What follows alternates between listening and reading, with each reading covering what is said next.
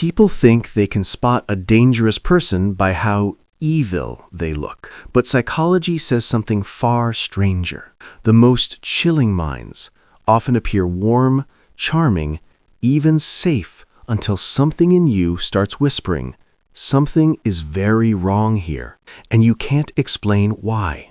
Today we're talking about that whisper. Psychopath and sociopath get thrown around online like insults, plot twists, or memes. But behind those words are very real patterns of mind.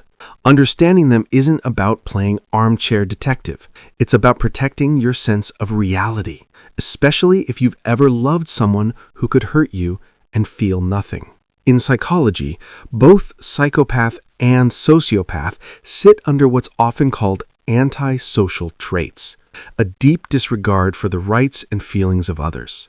But the way those traits appear can feel very different. Research on psychopathy points to differences in the brain's emotion and threat systems.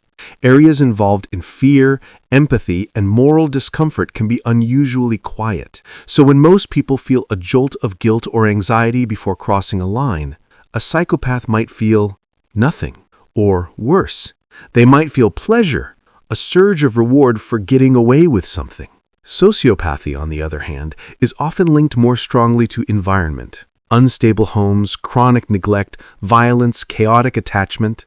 Imagine a nervous system shaped by survival, not safety.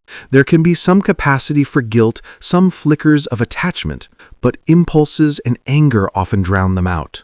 Where the psychopath is ice, the sociopath is fire.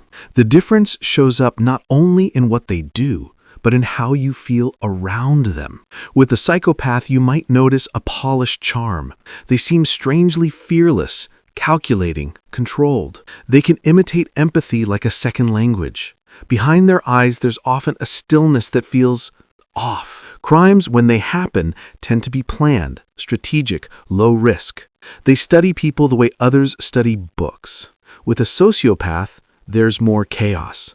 Emotions burst through the surface, sudden rage, reckless decisions, a tendency to explode and regret it later, at least a little. They might form intense, unstable bonds with a few people, but use and discard everyone else. Their harm is often impulsive, messy, harder to hide. Think about this for a moment. Most of us are guided, even constrained by invisible strings. Guilt, empathy, shame, fear of hurting someone we love. Psychopathic and sociopathic patterns show what happens when those strings are cut or frayed to the point of snapping. Why does knowing the difference matter? Because many people who cross paths with these traits don't walk away with scars on their body. They walk away doubting their own mind. They ask, was it really that bad?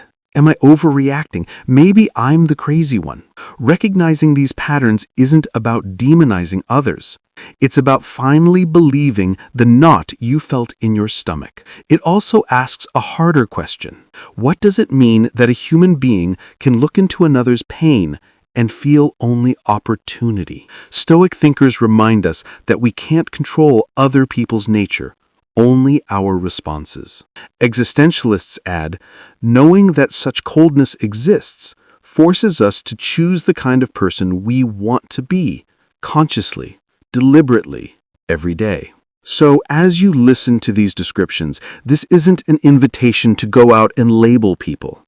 It's an invitation to notice who respects your boundaries, even when it costs them something, who treats your feelings as real, not as tools.